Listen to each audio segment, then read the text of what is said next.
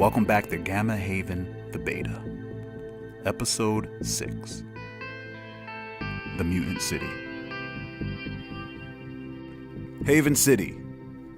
An ugly city. Scene 1. Blau Himmel. A new leaf. We see Blau Himmel exiting Tempest's condo and heading down the stairs. Waiting by the entrance and joining her side is her battle-weathered bounty hunter friend, Nakama. Nakama begins to inquire about how the meeting went. The camera then cuts to both of them entering a Blast Rider NFZ 320, an outlawed vehicle known for its unique design and ability to reach high speeds deemed illegal, as well as its ability to turn on a dime, which is useful for getting away from police. Nakama's Blast Rider, however, was suited with bulletproof Surmerman plating straight from the black market. Aside from being outlawed in Haven, Blast Riders are very sought after by the unlawful because these machines are fabled to enhance the driver's concentration and performance. Nakama adjusts a fancy high-tech ring on his pinky finger, which then appears to have started the vehicle. It lets out a sound comparable to that of a screaming banshee. Blau sits in the passenger seat with a great big smile on her face. Her powder white hair blowing from the wind as Nakama does 70 blowing past traffic. Blau explains that she had gladly accepted the invitation to lead and become head of research at Gordon Gale's Gate Center. Nakama repeats, "The Gate Center?" Blau confirms, "Yes. Gifted and Talented Education Center." She then goes on to say that Tempest gave her an extraordinary research budget and would like for her to get started on researching the mutation epidemic. He also promises Blau a laboratory complete with research and medical equipment that's on the bleeding edge of technology. Nakama looks distracted but congratulates her while taking off his seatbelt. He thinks Blau is brave for associating herself with such a controversial figure, especially for what it all stands for. Blau's face straightens and gets tense. Nakama notices she's suddenly gotten quiet and looks over to her. Blau looks at him square in his visor and asks that Nakama trains her in hand-to-hand combat.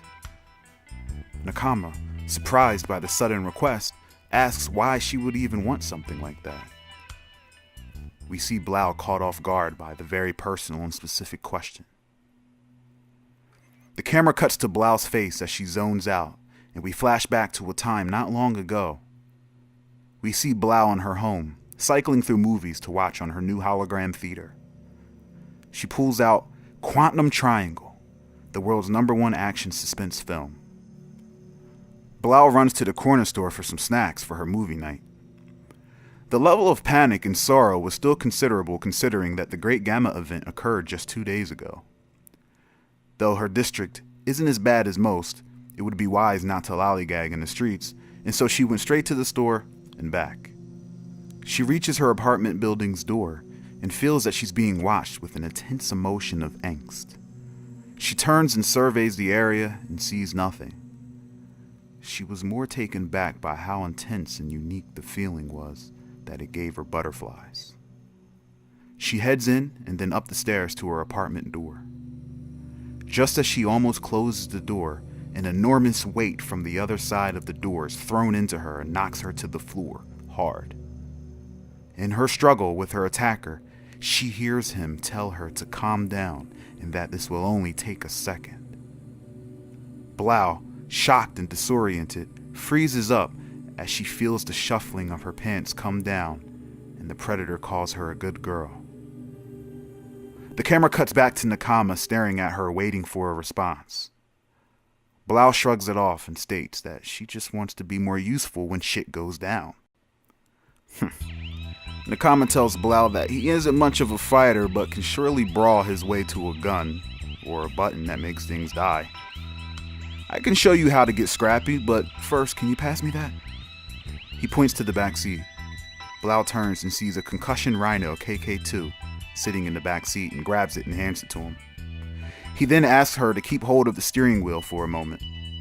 He presses some buttons and flips some switches on the gun as it powers up, and he begins to question Blau's interest in getting scrappy over the interest in things like this. Blau watches to witness what exactly this is. Nakama leans out of the moving vehicle's window and aims down a balcony on a fancy loft that is fast approaching. Standing on the balcony, a group of mobsters scheming and smoking cigars, 7 stories high. Ooh, cigars. Nakama fires the rifle at the balcony, completely destroying it entirely and sending the mobsters barreling into the streets below as cars and trucks crash into them as blood and body parts are tossed about, causing cars to swerve and pile up. Nakama gets back into the driver's seat. Now that work's done, I have some spare time to play. He looks at Blau. Nakama takes Blau to a violent bar that he frequents where fighting occurs nonstop. He instructs her to stay close to him, fight alongside him, and observe all his little dirty tactics. She visits this bar multiple times a week with Nakama until she becomes a learned brawler and comfortable in combat environments. In between visiting the bar to hone her brawling skills, Blau also makes great headway into the mass mutation research for Tempest, starting with her mutated cat corpse. Though the entire scientific riddle of mass mutation isn't solved yet, using her surgical knowledge combined with her nature insight, Blau has confirmed that this cat's mutation manifested as plant growth because of its genealogical makeup, and if it were a different creature entirely, it would have manifested its ability differently. Excited from this discovery, Blau goes to call Tempest with all of her progress that she made thus far.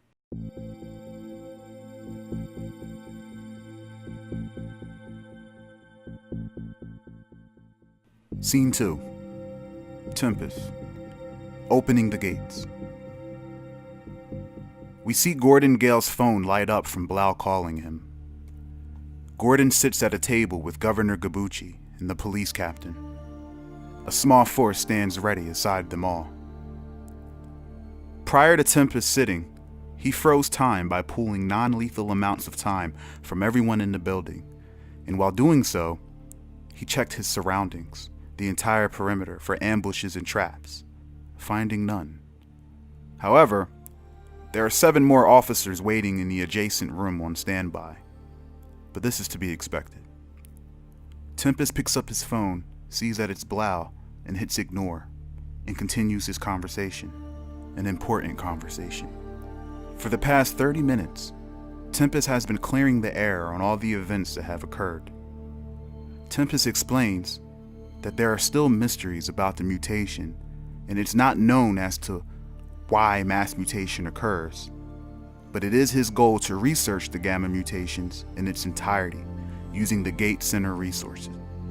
He then goes on to say that all the violence that's occurring between the non-mutated and the mutated are all reasons why the Gate Center must exist, and cannot exist with him locked up. The governor seems to agree, but appears conflicted, wrestling with many logics. Tempest feels Gabuchi's confusion, and though this is the second time meeting him in person, Tempest sensed a large difference in his view on mutants from before. It wasn't long ago that he held a festival in honor for those affected by the Gamma, for the purpose of raising spirits in the city.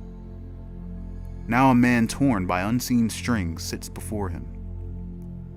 A beautiful woman in a long, elegant dress enters the room and stands by Gabuchi and begins to massage his shoulders. Her golden eyes rest upon Tempest. Gabuchi's mood improves as he becomes less confused and more confident. Gabuchi explains that because of the mystery behind the mutations, all mutants must be quarantined. Even if I did believe you, and you didn't kill those men, elections are right around the corner.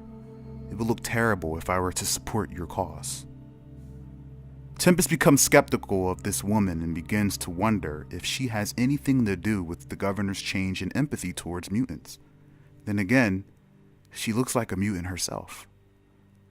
The governor notices Tempest is eyeing her and clears his throat. A stench of jealousy begins to crawl across the table and dribbles across Tempest's nose. Tempest realizes that for the governor, this is all about the upcoming election. Tempest stands up and reminds them all that locking him up will cause civil unrest and that he'll likely have nothing to govern but chaos.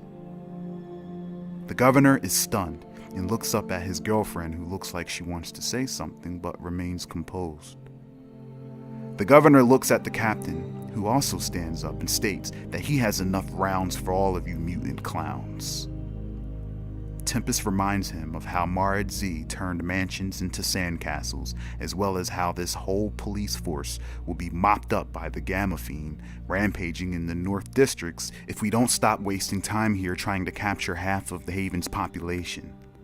Tempest can feel the captain and the governor being pacified, and slams his fist on the table for a dramatic added effect as he holds up his phone that's broadcasting a live news feed of the Gamma Fiend as cameras show R-Type X battling it out with Gamma zombies. Tempest reiterates that the governor should let him harbor the infected. The camera cuts to Tempest in front of Haven Manor, the governor's house. Aside him, his assistant, the governor, and the police captain. Tempest prepares to deliver a message to the public with cameras on him. Tempest announces that he and the governor have come to an agreement. The Gate Center will be opening tomorrow and will be accepting all infected without question, and that the governor is lending all financial and medical support to those who enter the center. He then highlights the occurrences earlier were a result of violence and lack of understanding of the plight, and are both reasons why the Gate Center needs to exist. Tempest then vows that he will do what's best for the city, like he always has. The camera cuts to Haven residents all around the city reacting to this. We see an even mix of positive and negative reactions. We see people from all walks of life packing up their bags. Some homeless people, some well-off people, all heading toward the Gate Center. The camera cuts to Tempest in his limo heading to his condo. His assistant congratulates him on talking sense to the governor and avoiding a war. Tempest gets a phone call. He holosyncs it with the limo, and Makai's face pops up on the holo screen. Tempest asks if he was able to find any information on those mysterious night-skinned mutants. Alana Teague's sexy, raspy voice can be heard calling for Makai in the background. Makai lowers his voice and informs Tempest that his agent has not been able to acquire much of the origin of these individuals, only because there appears to be none. It's strange that all through social media, these night-skinned mutants are appearing in family portraits, television, and professional sports, and no one seems to be batting an eye at them despite them being mutants. The governor's new lady, her name is allegedly Caitlin V. Ada.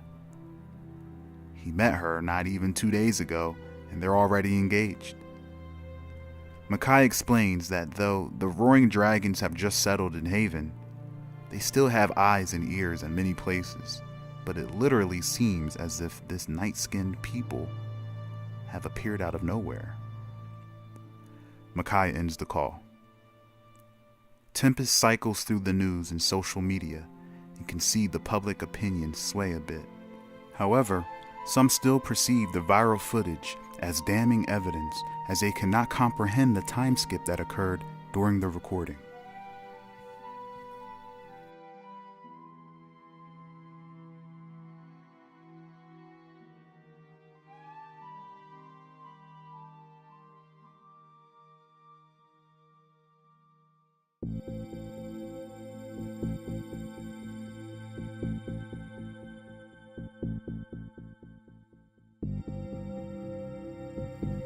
Scene 3. Makai. Coldhearted Dragons. We see Makai standing on the balcony of an off-coast lab by the ocean in the far north of Haven. These labs belong to Bloodvein and is where Alana and her husband Victor Teague operate and conduct body modification sciences for Bloodvein. It is said that Bloodvein has recently sent 2 of their top ninja to these labs for unspecified reasons. Makai has deceived Alana into believing that he wishes to become a major investor in their practices, and with his wealth, Victor Teague didn't think twice. Alana Teague calls Makai into the offices where her husband stands, smiling with paperwork and a pen. Victor delivers some small talk while he pours Makai and himself a drink to toast to while Makai signs the papers. Victor thanks him, and they toast being business partners going forward. The camera cuts to later that evening, and we see Alana giving Makai a tour of the entire coastal lab. We see a series of operations that are augmenting body parts of its test subjects. Alana shows him their best and most successful subject. She walks Makai over to a glass window where he can see a large golden saber-toothed tiger lounging on a sofa, watching television. She explains that this young man had mutated into a saber-toothed tiger with a pelt of shimmering gold. We see the gold reflecting off of Makai's eyes. It was like he was staring into a bright fire.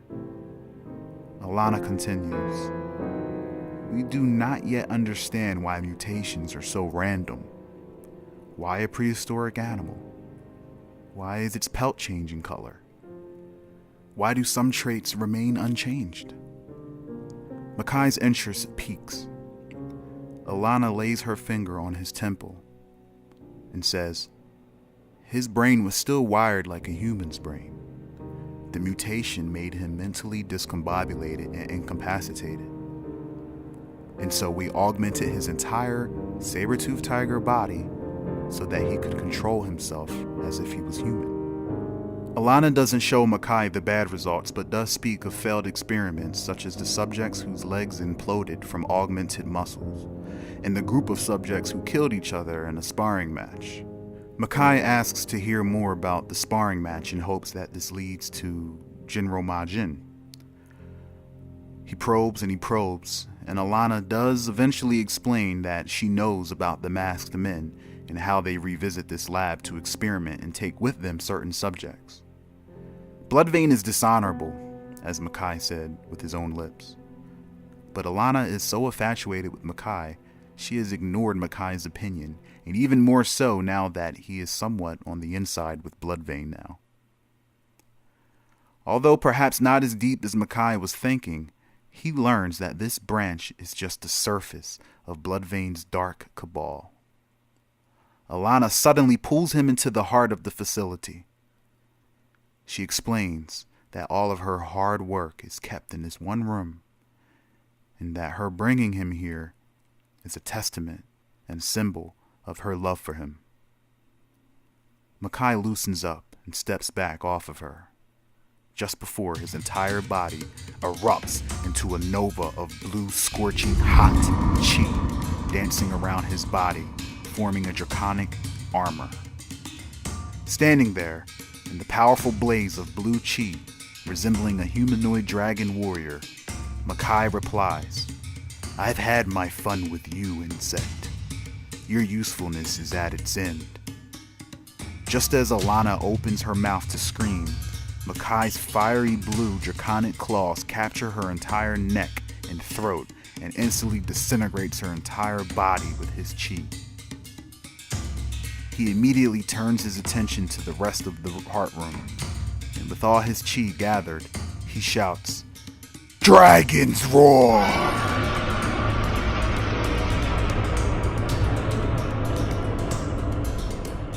Large waves of chi erupt from his mouth like a dragon. The waves of chi obliterate every object that he turns his head towards. The camera cuts to a guard patrolling the front door of the entire coastal lab when suddenly a barrage of titanium shurikens pepper his entire body as an entire squad of dragon ninjas storm the lab, dicing through guards and scientists. A horde of guards rush the heart room and engage Makai in his empowered state. He lunges toward the group of targets and swipes through 3 of the guards with fiery dragon claws, ripping them in half. He spins and cleaves straight through arms, legs, and heads of guards before they could even pull the triggers. Makai darts through the corridor, zigzagging through barrages of gunfire, striking down his foes with immense force. Makai Fuenoichi and a squadron of his Roaring Dragon clansmen were all present during the Great Gamma event. Makai's mutation manifested in a way that allows him to manipulate chi. The Roaring Dragon clan, however, were already able to do this on an exceptional level. The mutation only amplifies their capabilities to unreal heights. Makai shoots through the corridors as his mouth spews gouts of scorching, flaming chi, disintegrating everything within the halls. He crashes through the lab and office walls at high velocity as the lab begins to collapse in on itself. The camera cuts to Victor Teague, cowering behind his desk, calling in for his escaped helicopter to retrieve him from the large glass windows of his office. Surrounding Victor are 5 armed guards equipped with Blood V-44s, a high-caliber automatic blasting cannon designed to take out augmented subjects in the lab. Loud crashing can be heard approaching, and the guards signal to each other to get into a well-built formation. Makai crashes through the walls, and all the guards fire at him. The impact of the projectiles caused Makai's body to jerk a bit, but the gunfire ultimately is not effective. The bullets crash into his dragon-like armor made entirely of his chi. All of the bullets can be seen swimming downstream his armored body, washing off of him like logs crashing towards a waterfall. Without even touching the ground, Makai darts over to the guard and reaches his draconic arm through the guard's chest plating, killing him instantly. He then sets the man on blue fire and tosses the corpse, sending it crashing into another guard. Makai lets out a terrifying roar. This causes the chi flames to grow and devour both the corpse and the guard. Makai walks toward the 3 remaining guards and Victor Teague as they all cower behind the desk. A large helicopter approaches from the other side of the window and begins firing through the window at Makai, shattering the glass entirely. The guards grab Victor Teague and begin to make their way over to the helicopter when suddenly a being made of black fire appears and hovers over towards the window. It comes in contact with the helicopter propellers, melting them entirely. The copter begins to tilt waywardly. The camera zooms in close through the flames, and we see General Nagin, clad in a similar draconic armor, engulfed in black chi. He hovers over toward the broken window and enters the office. The guards open fire, but the bullets don't even get close before they are swallowed in black flame, and soon after, each of the guards collapse into burning piles of black chi. Makai approaches General Nagin, his father, and bows. He then hands General Nagin a data drive containing all of the research in the site, including intel on the deep lab experiments and the masked blood vein scientists. Nagin puts his hand on Makai's fiery shoulder, then takes the data. His gaze then sets upon Victor Teague, before suddenly widening, causing Victor's flesh to be set to a subtle boil. Victor drops onto his back, screaming in agony. The flaming aura around Nagin dissipates, leaving just his heavy black armor. He walks over and places his boot on Victor's stomach, holding him in place as he wiggles in pain. Nagin asks once, "Where is your general?" The camera cuts to Makai, Nagin, and the rest of the Roaring Dragon clansmen walking away from the Bloodvein Coastal Lab left in ruin. The Roaring Dragon emblem was left scorched into the side of the building, blue lighting the darkening sunset. The Roaring Dragons now know where their target is.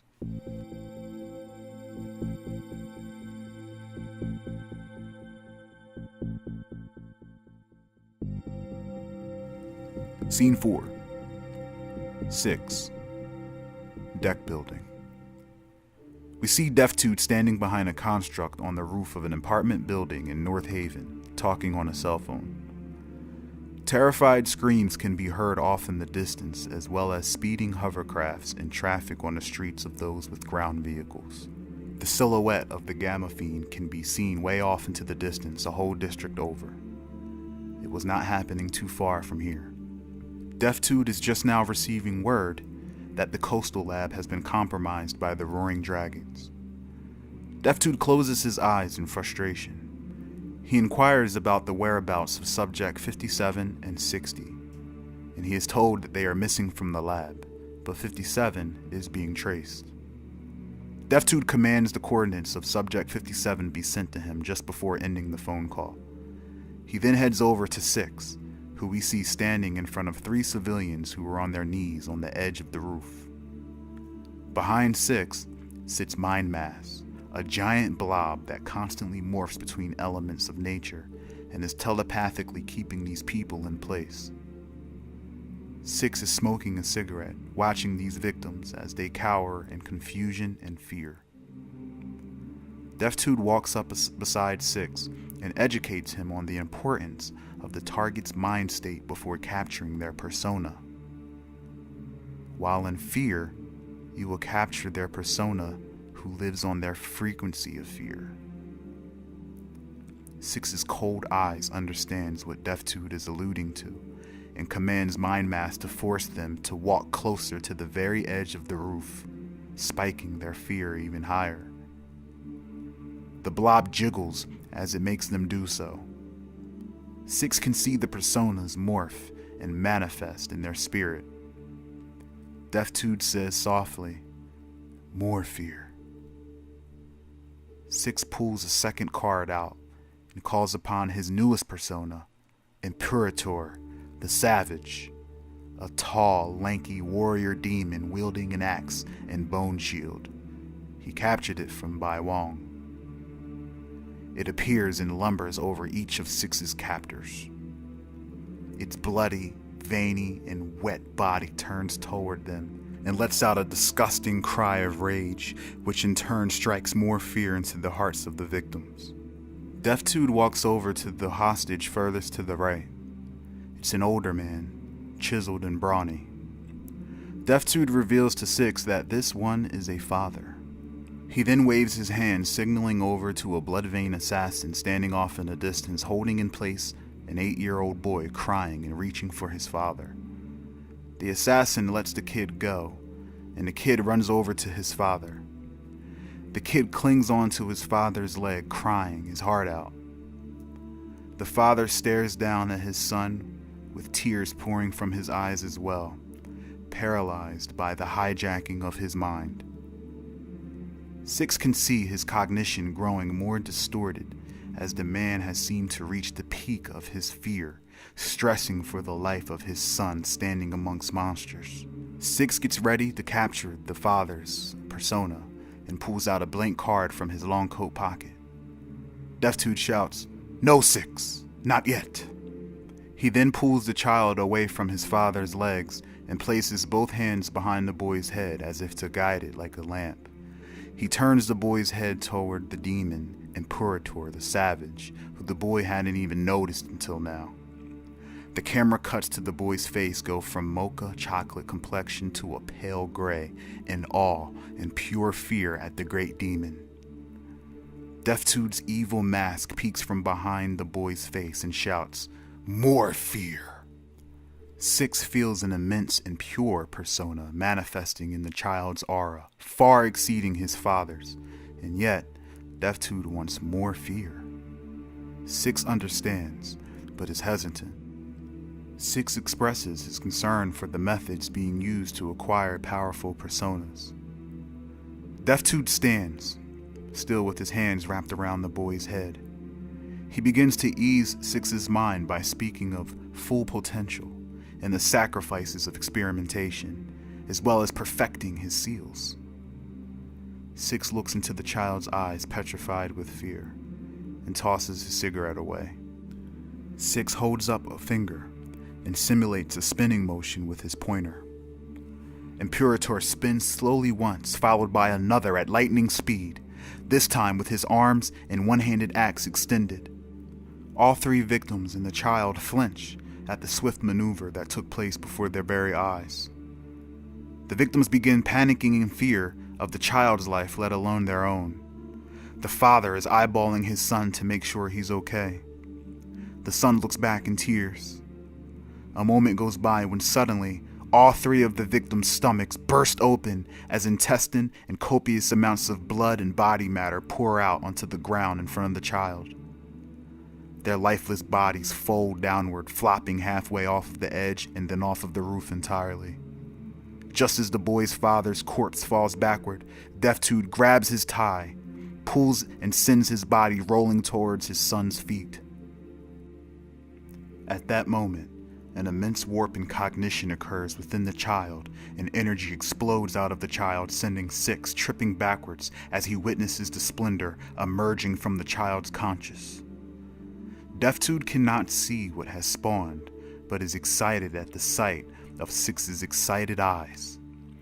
Despite what it took to get here, Six is engulfed by his fascination and what spawns on other planes of one's psyche. Six reaches for the blank card with a maniacal grin.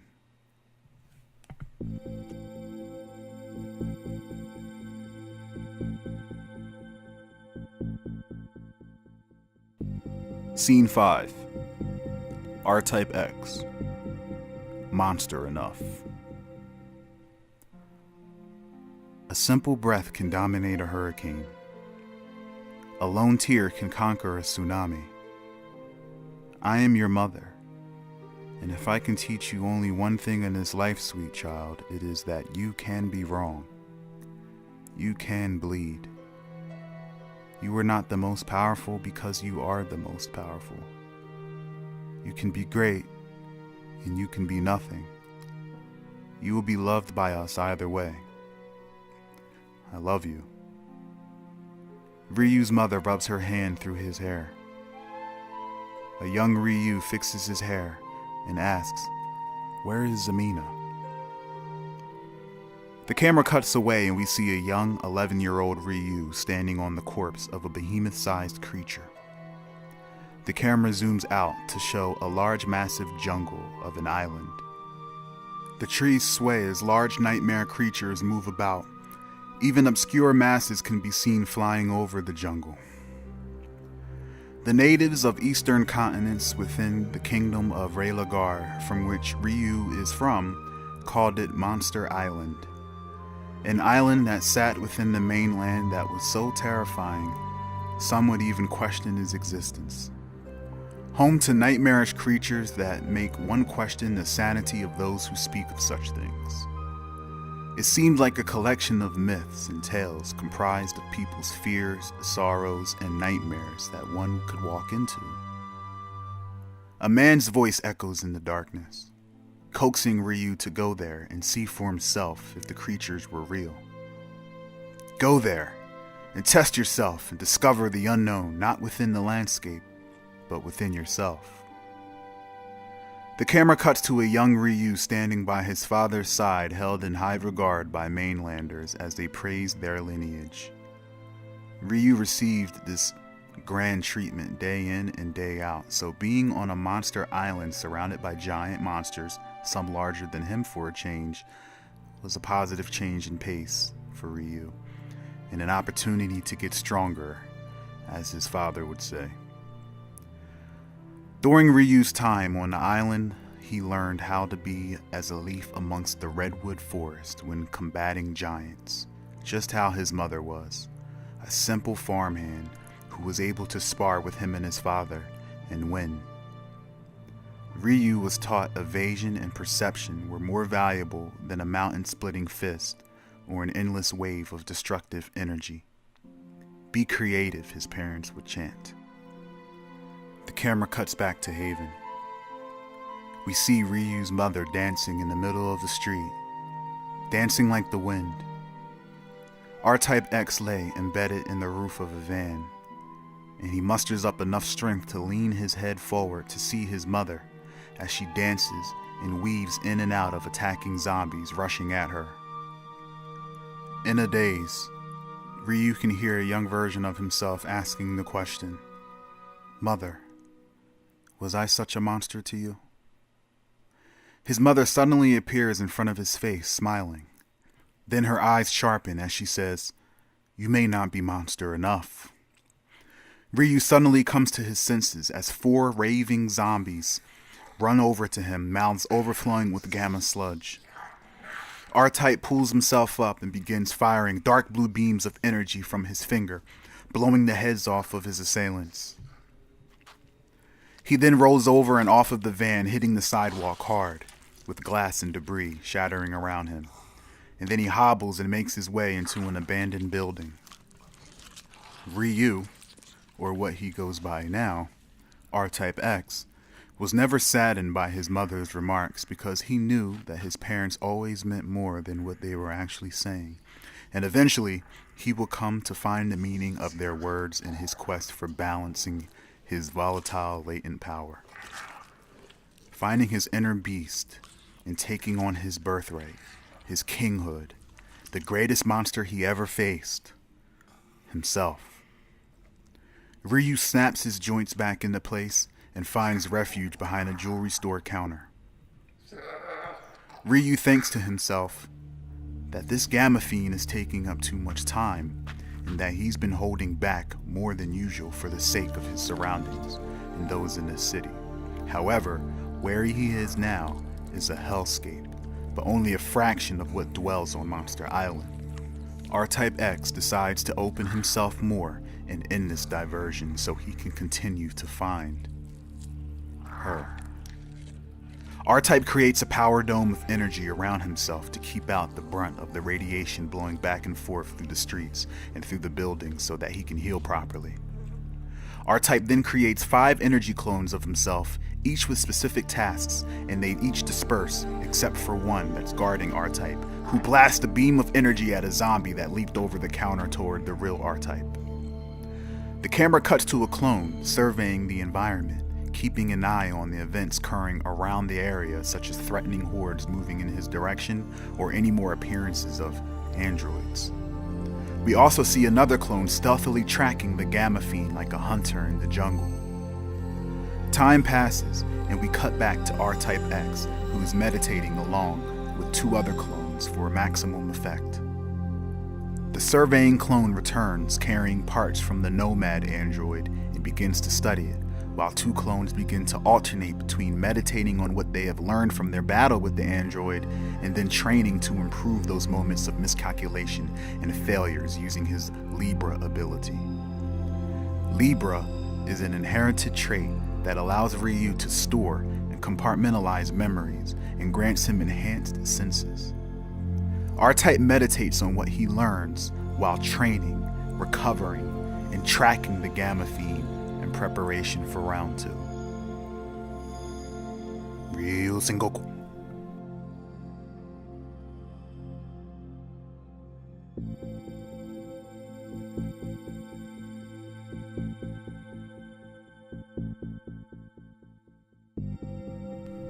Scene 6. Anarchy 12. Rest and relaxation. The camera cuts to Anarchy 12, clad in his techno exosuit, soaring through the sky, rocket propelled by his boots, and crashing into Omega Supreme, sending him plummeting into a building. Anarchy lands, and soon after, the King's hand regroups around him in formation. The building rubble Omega is entombed in turns into water, and Omega stands up, his face totally emotionless. Omega flies toward Anarchy despite the King's hand formation. The King jumps in front of Anarchy with his shield. Omega slams into the surface of the shield like a sack of flour as Omega changes the density of himself into a smoke that crawls around the shield and reforms back into a solid, traveling at an even faster speed. The Bishop fires 1 round that hits Omega in the torso and freezes the oxygen in the immediate area of the wound, causing Omega to flinch while hurling towards Anarchy still. Just as Omega reaches Anarchy, he is impaled upon the blade of the Queen as she stands crouched in front of Anarchy with her sword extended. Omega stands, stunned, as he looks down at the sword wound plunged into his belly as blood seeps out. Anarchy walks around the queen and commands her to pull the blade out. Omega falls to the ground on the edge of death. He lays within proximity of Anarchy's new pulse nullifier core, a device that produces a field around his body that disables abilities granted by mutated genes. Anarchy commands the King's hand to regroup around him as he pulls up his wrist computer to make adjustments to the programming of the Rook so that it becomes more aggressive to targets who pass the King's shield. Anarchy then attempts to reset the training simulation, but the reset doesn't occur. Confused, he presses it again and then runs diagnostics on his wrist computer to see what's wrong, as nothing is responding to his commands. Anarchy removes his VR headset, revealing to us that he's standing in the middle of a training room. Robotic parts are destroyed, and android parts lay scattered about. Suddenly, every android within the King's hand turns and faces Anarchy all at once. The Rook gunbutts Anarchy in the head, knocking him to the floor, which begins to swallow Anarchy like quicksand. Anarchy struggles to get free as the metal floor becomes harder and harder to wade through. The rotten corpse of Omega Supreme emerges from up under Anarchy and pulls him down into the abyss. The camera cuts to Anarchy 12 laying curled up on the floor in his training room, screaming until finally waking up from his delusions, and rips the headset off of his head, tossing it across the floor. Breathing heavily and sweat pouring down his head, the King android approaches and reports Anarchy's mental health readings to him, revealing he is suffering from an intense psychosis, and suggested a list of recommended actions to remedy the mental ailment. Anarchy heeds the android's suggestions and proceeds with the first choice on the list: therapy. We cut to Anarchy sitting in a chair, reclined backward, with a VR headset on. Within the VR, Anarchy is floating over Haven, spectating a catastrophe as the world seems to be in complete and utter chaos for no reason at all.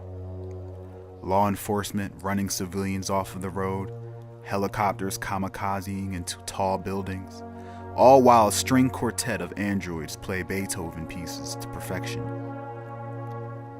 This soothes Anarchy's mind, and a whole evening of this therapy begins to recalibrate his brain from the fear imposed on him by the strange entity from the Van Lith Sea Labs. The camera cuts to a series of high-tech satellite dishes strategically hidden and placed all throughout Haven before cutting to the inside of a van lit by a single lamp. We see Sean McNamara with headphones on receiving a signal, carrying the same tune of the quartet that Anarchy is listening to. Focused in on his work, we see Sean turning dials on a control station that seems to be utilizing satellite technology engineered by himself to triangulate and zone in on a particular location. Sean grabs a pen and draws lines from each satellite that he built around the city to the exact location of his target, all illustrated on a detailed diagram on a drawing board. He then fixes his eyes on a Unistone jail surveillance photo of Anarchy 12 escaping the facility. Sean grabs his coat and exits the back of his van and into the driver's seat. His van is parked in a dark alleyway as he seems to be waiting for something. We then see Marid Z exiting her place of living across the street. It appears that Sean has been watching Marid Z for some time and now know where she lives.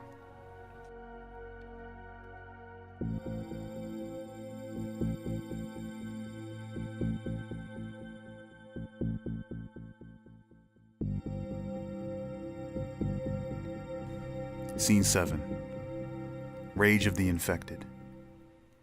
A shocking development has occurred. Broadcasted on news channels all around Haven, cameras are pointed toward a massive revolt. Thousands of civilians rally around the podium. We see a man step up to the microphone with his hand in the air, asking for silence. His skin is all black and glistens under the neon lights of the city square, dapper and clean in a dark algae green suit. His bright, Golden eyes accentuate his handsome features and clean, suave haircut. You could taste the charisma from just him being there.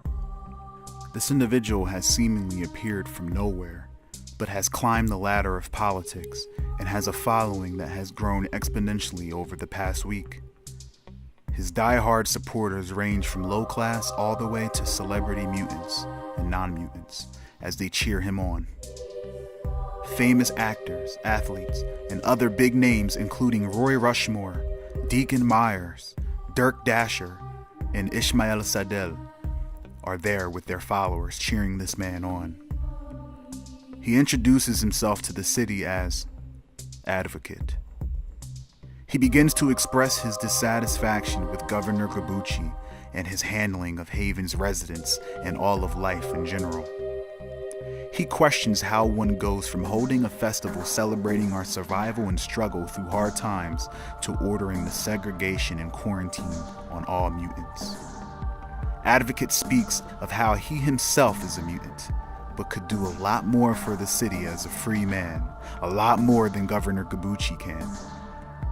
He then goes on to express his distaste for Tempest, the alleged face of mutant rights, yet pretends to offer asylum when in reality it is a prison for mutants. Advocate explains that the Gate Center couldn't have had a better name, for it is literally a facility designed to lock mutants away from the rest of the world. He then suggests that if non-mutants wish to feel safe, then they are the ones who should head to the Gate Center. The crowd erupts in cheers. His words fall on the ears of the public and gains immense following and support. The chief of Haven's military steps up to the side of Advocate to pledge his allegiance to him, as does a whole military force clad in high-tech enforcer armor, prepared to combat any attackers. Advocate grabs the podium with both hands and declares that in the light of the upcoming election, he will run for governor, and demands that Governor Gabucci stand down and not even attempt to run this year. The crowd goes wild.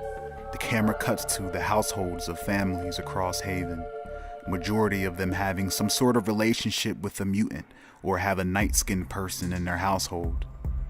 We see the governor in shock as he watches his television. He turns to his night-skinned girlfriend, Caitlin V, and she convinces him to step down because he allowed Tempest to bend his will and force a compromise. The governor makes a phone call and hands his position as governor over to Advocate ahead of time, in secret. His night-skinned girlfriend then walks over to the governor, takes the phone out of his hand, and hands him a noose, and convinces him to hang himself. We cut back to Advocate, who finishes up his speech stating that his first mission will be to remove all non-mutants from Haven unless they are willing to accept their new selves and embrace their infliction. This polarizing declaration sends fear into the hearts of all non-mutants, and they become hesitant to express their dissatisfaction for mutants going forward. Advocate raises his fist and says, "Haven City is a mutant city."